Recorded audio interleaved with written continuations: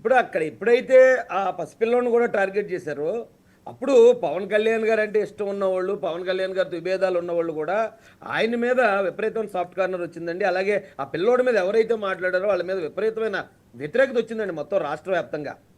అయితే కొద్దిమందికి ఇంకా అది ఇప్పుడు ఆ సిగ్గనేది వదిలేస్తారు సార్. ఇప్పుడు ఎవడన్నా ఒక మనిషి ఏదైనా తప్పు చేయాలనుకున్నప్పుడు చచ్చి అలా తప్పు చేస్తే జనం అందరూ మనల్ని చూసి నవ్వుకుంటారనే ఆ ఇంగితం ఉంటుంది కొద్దిమందిలో. కానీ కొంతమంది ఆ ఇంగితాన్ని వదిలేస్తారు.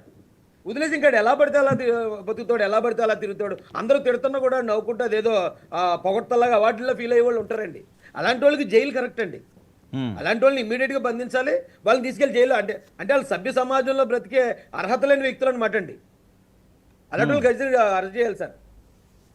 రైట్. అరుణ గారు, sir good evening sir. Good evening అండి. మార్క్ శంకర్కి యాక్సిడెంట్ జరగడం వల్ల ఆ తల్లి